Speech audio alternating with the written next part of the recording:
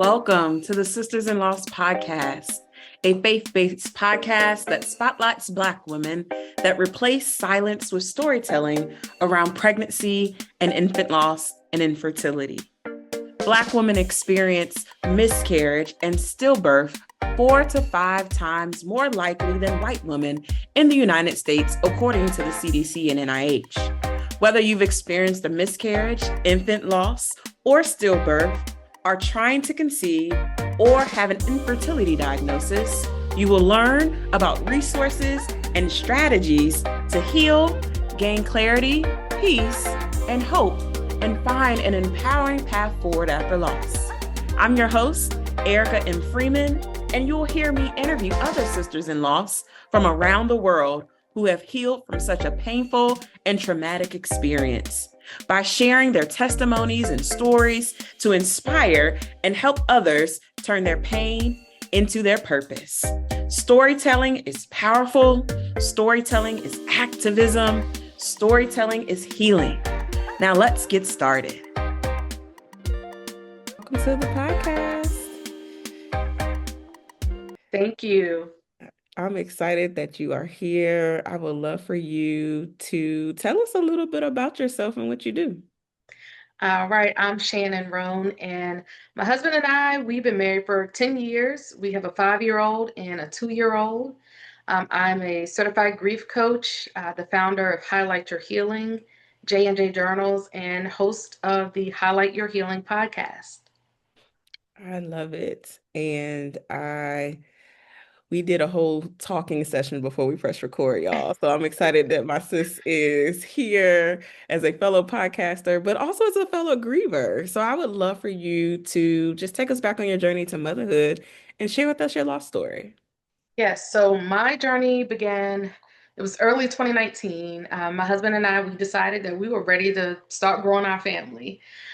So not long after, I took a pregnancy test, I saw the 2 lines, and we were, just so excited, right, that this was really about to happen. And at that time, the only person that knew I was pregnant was my husband and my mom. But sometime later in that week, one of my best friends, she texted me and was like, guess what? So I sent her the eyes emoji back, and I asked, like, what happened? So she sent me a picture of her positive pregnancy test. So we've been best friends since kindergarten. So for me, finding out that my best friend, that she was pregnant at the same time, and at that point we were about 2 weeks apart. For me, that was like a dream come true, that my best friend and I, we will be able to raise our babies together. So I had scheduled, my first visit with my OBGYN just to confirm my pregnancy. So they did some lab work, and my HCG levels, they were rising, but not necessarily doubling the way they typically like to see. So I went back for a second time, and I believe a third time, just to check my HCG levels. The numbers kept going up, but not necessarily doubling. But still, everybody remained hopeful because, the numbers were at least increasing. On the morning of March 26, 2019, that's when everything changed. I woke up, I got ready for work like normal that day, and, I started to have some sharp cramping on one side. So I called my OBGYN. They scheduled for me to come in that day at 3 o'clock. They told me to call back if anything changed, especially if I started bleeding. So I just sat down like normal. I sat down, I ate my breakfast, and I went to the restroom right before I was about to head out to go to work. And that's when I saw blood. So I called back immediately to the OBGYN. The nurse, she started asking a little more detailed questions. She had asked if I had any shoulder tip pain. So I told her yes, but honestly, for me, I just thought it, most of the time I carry like a heavy work bag with my laptop and, a heavy purse with everything in it. So I just assumed that the shoulder pain or heaviness in my shoulder was from me just carrying, a heavy purse or heavy bag. So she told me, I want you to go to the nearest emergency room right now. I'll call ahead to labor and delivery so they'll know that you're on the way. So at that moment, I'm still not thinking anything serious is wrong. My only thought was like, okay, maybe they can't see me sooner in the office because they had originally given me a 3 o'clock. appointment. So they're just sending me to the ER just to get an ultrasound. Once I got to the emergency room, they checked me in. They took me for a transvaginal ultrasound. And I noticed that the screen was turned away from me.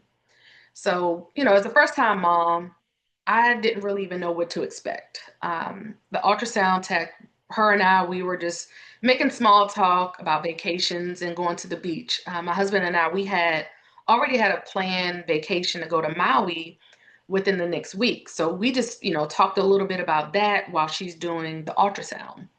But like I said, the screen was turned, so I couldn't see the screen at all. But, she wanted me to be comfortable, and we were just, making small talk.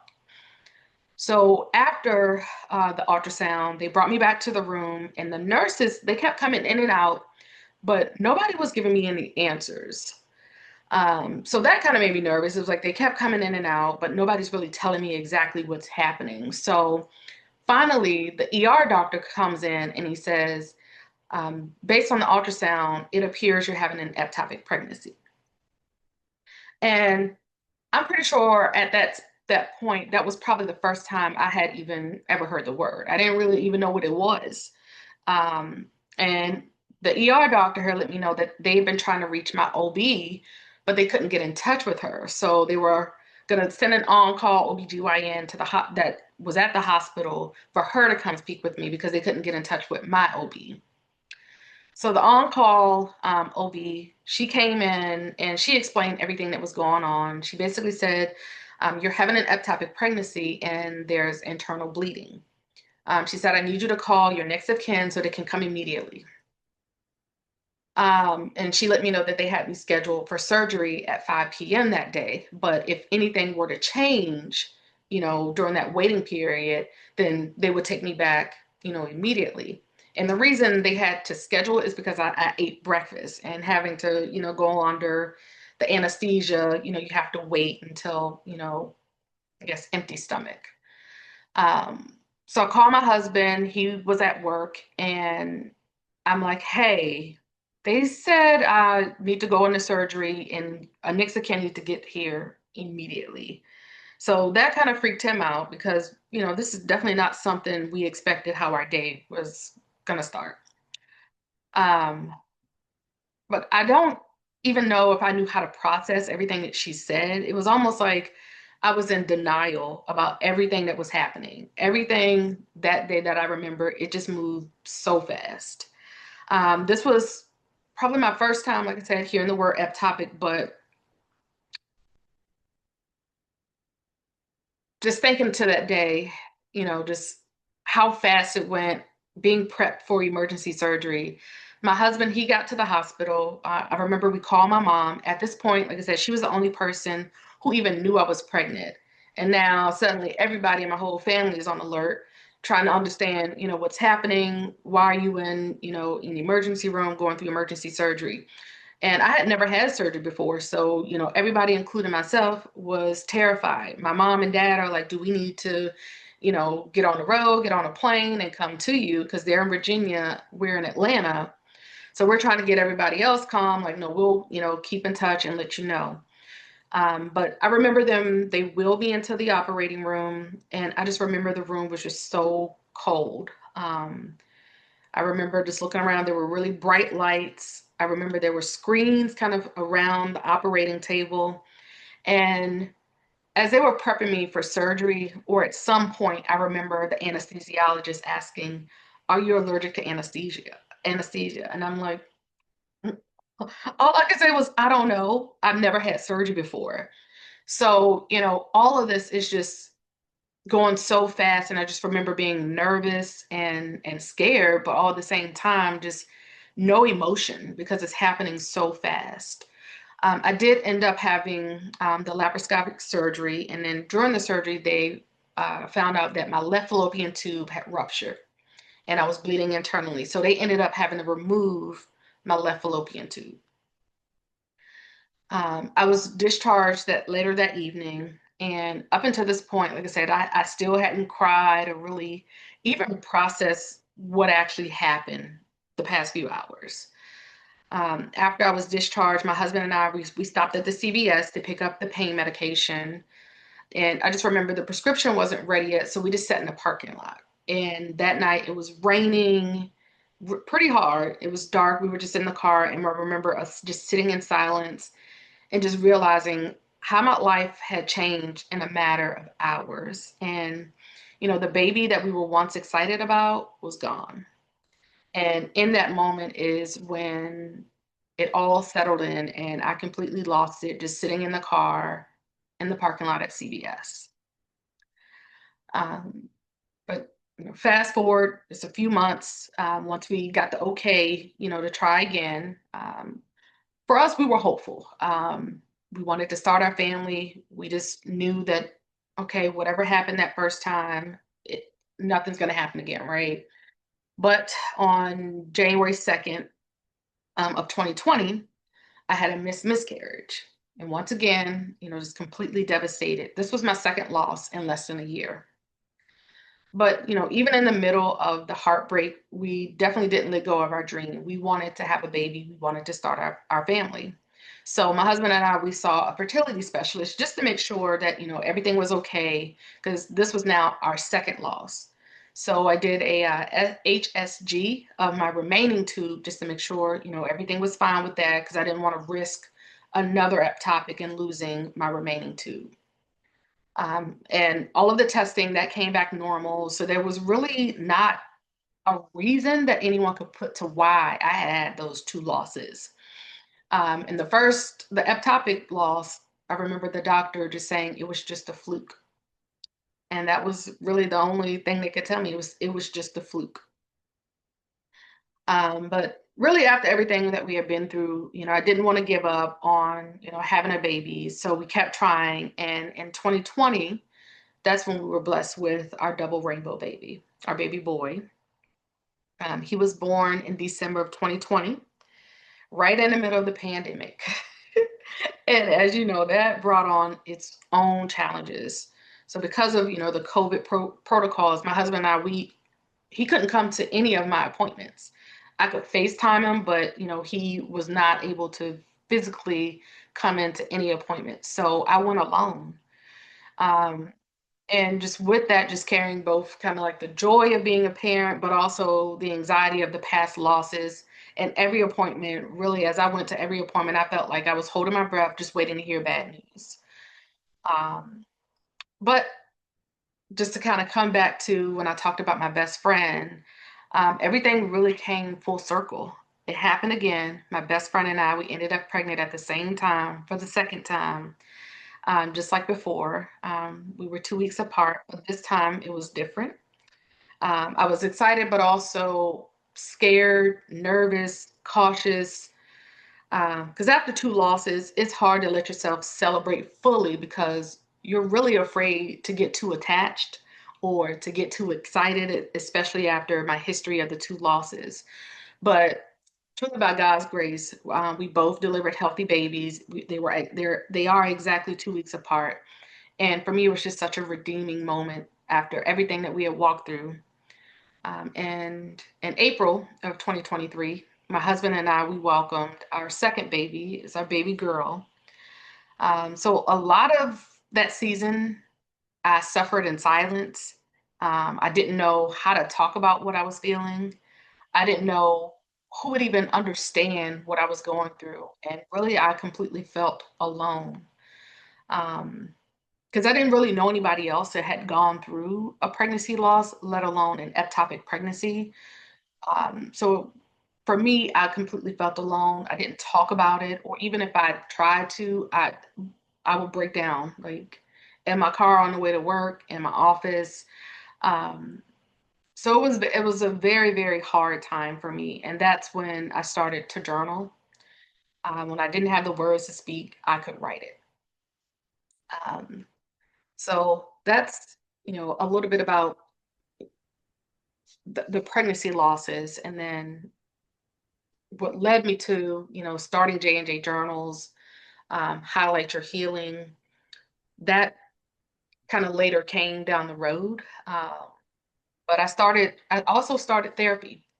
Okay. because I definitely I realized that journaling, it was helping me cope, but I needed additional support to kind of help me through the trauma and the grief of all of it. So therapy kind of combined with the writing, that really became my outlet. Hmm. Um, the day I showed up for my very first therapy visit, I walk into the office and the therapist is pregnant. And so at this point, I'm thinking, okay, maybe this is a joke because surely they know why I'm here. They know why I'm here seeking therapy. But she was very apologetic and offered to find different therapists for me. But I decided to stick with her. I felt comfortable with her, and I ended up just sticking with her, and she ended up being very helpful. But come summer 2024, that's when I was given the vision to turn my pain into purpose. And that's how J&J Journals was born. I also became a peer mentor through the hospital, through their Heartstrings program, where they pair me with other women who have also had ectopic pregnancies. So I'm a peer mentor through that program. And I also used it for myself during the time I had my ectopic pregnancy, where I felt like, I really couldn't talk to anybody. And that's when, as I was doing research, because I'm like, there has to be something out there, some outlet where somebody that understands. And that's when I found that through the hospital they had this program. So in order for me to give back in a way, I signed up. I'm a volunteer peer mentor through their program. I love that. I love that you were able to give back in that way. But I also want to highlight that um you had two kids naturally, supernaturally, with one Hmm. fallopian tube and one ovary. Do you know how rare that is, sis? When I tell you it's God, it's nothing but God because. Because I'm like, hold on, dude. Because most people who have atopics, sometimes their body ends up having another atopic. Mhm, And in my experience, interviewing with a lot of ladies with atopics end up going and having to get some type of fertility treatments in mhm, order to have kids, just because their physicians or whoever may be scared. They may mhm, experience another atopic, have another set of internal bleeding, or they just feel like they want to make sure that the embryo is implanted in the right space and not have any chances of it implanting anywhere outside of your uterus. mhm. So I just want to highlight that, y'all. Like Miss Shannon and her kids are miracles because that is not normal for you to have kids after Mhm. having an atopic pregnancy naturally. Um, and for you to even want to continue to persevere and press on, even though you were suffering in silence, I think that's something that we do as Black women, feeling like we can handle all the things that are around us. Mhm. But you found your way, obviously, by journaling, by being a peer support. And then now on the other side, pouring into your family that you have. I would love for you to share more about really about how this parenting after loss journey has been for you, because I don't think that time erases those losses. We still remember them, we still grieve them. So Mhm. how has your parenting influenced your parenting choices? I mean, you have you have one Mhm. school age and a toddler, so I know you are in the thick of it. How has that influenced how you parent? How has your losses influenced how you parent? I feel like I'm watching everything, right? I even think, when they are of age where they can start trying solid foods, just being afraid that, something's going to happen and making sure they're okay, the extra checking when they were sleeping and make sure they're breathing, like all of those things. Um, the anxiety, I would say, is anxiety. Um, and I still feel like at sometimes, even though I have a 5-year-old and a 2-year-old, just double checking and making sure they're okay. And I feel like it's that, almost if I could wrap them in a bubble, if I could put it any way, if I could wrap them in a bubble just to make sure they're safe And I'm extra mama bear because if you knew what it took for me to get these babies here safe and healthy, they are my everything. And I am a true mama bear. So I truly believe that what it took to get them here, number one, yes, it's a miracle. And I know it was nothing but God that, they are here and they are healthy and they're safe.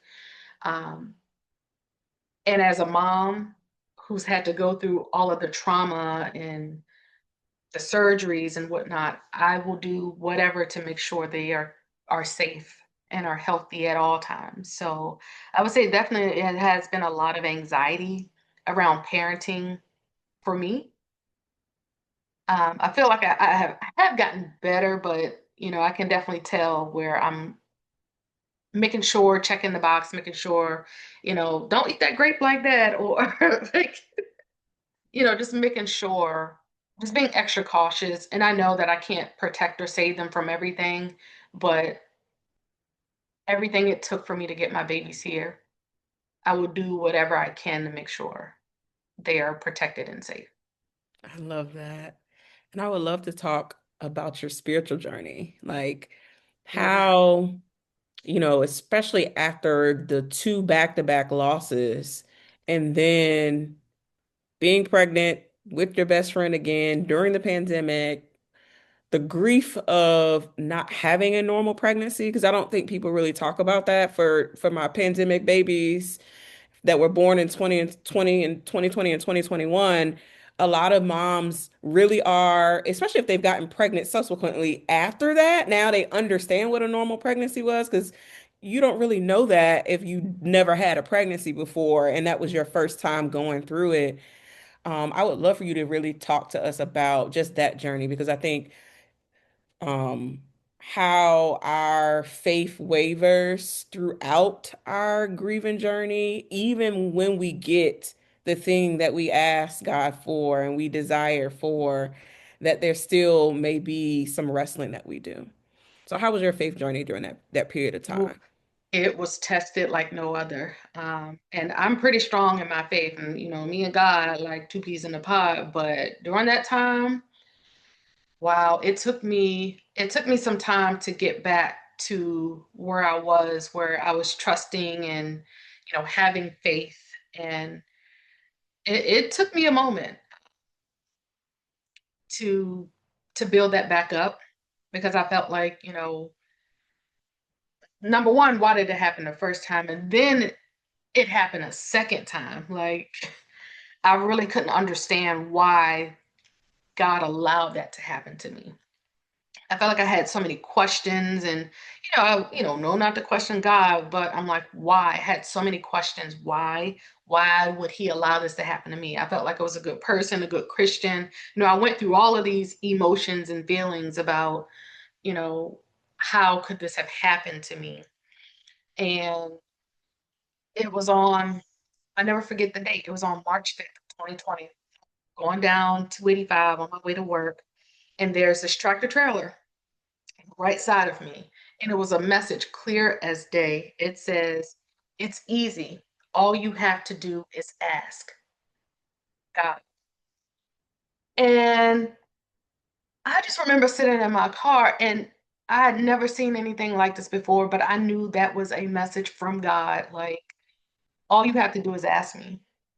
And I just broke down and I just remember just crying just so hard, but that restored my faith.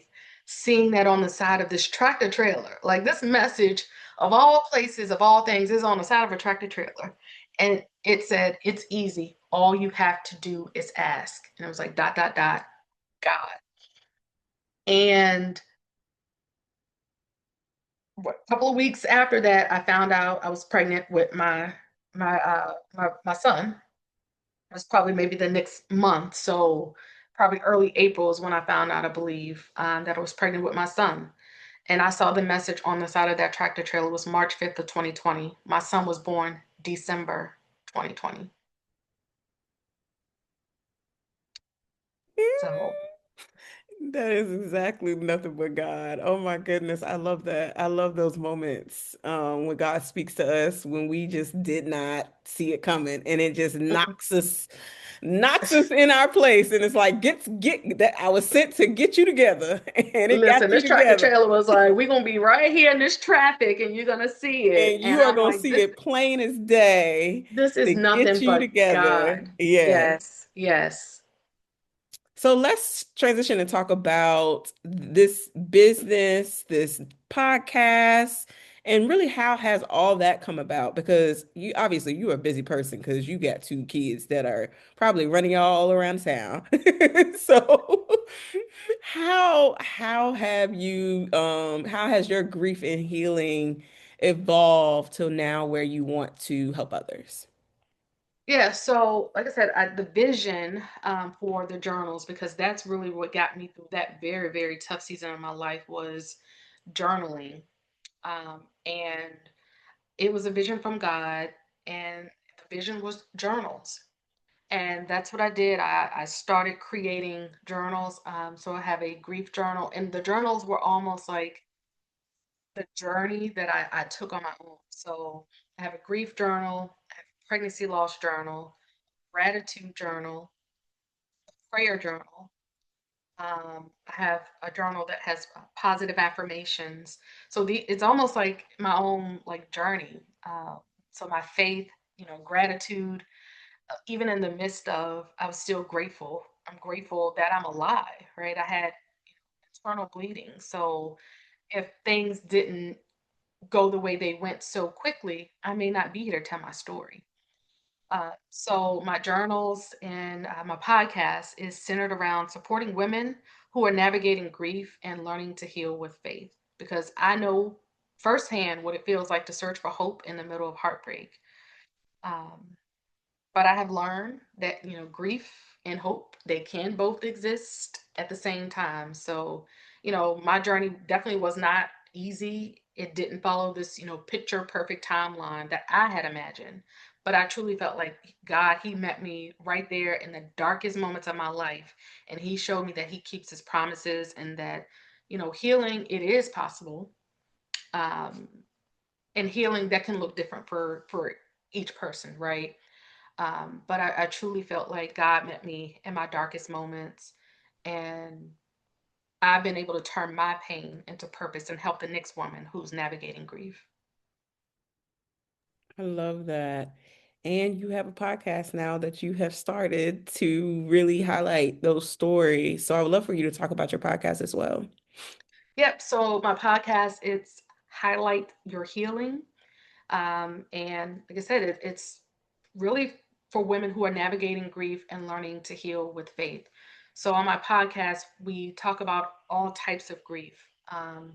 Identity grief, grieving the woman you used to be, or even grieving a recent health diagnosis. With my son, he was recently diagnosed with epilepsy at the age of 4. So, grief grief comes in all forms. So I talk a lot about grief. I'm telling my personal stories of grief, and some practical tools how to help you not to get over it, but to manage it, to get through it, to get on the other side and understand, or learning joy, you rediscovering joy and what that looks like for you, because that could be different for each person. But for me, it's truly just telling my story and how I move through my own grief journey. Absolutely. I love it. So, where can we stay in contact with you after this episode, listen to your podcast, learn more about your journals, all the things? Yeah, so you can find my journals at jandjjournals.com. I am on Instagram at highlight underscore your underscore healing. And my podcast is Highlight Your Healing. And you can find that on YouTube, Spotify, and Apple Podcasts. Thank you so much, Shannon, for being on the podcast and sharing your story and your journey with us. I know that someone's going to be blessed by it. Thank you.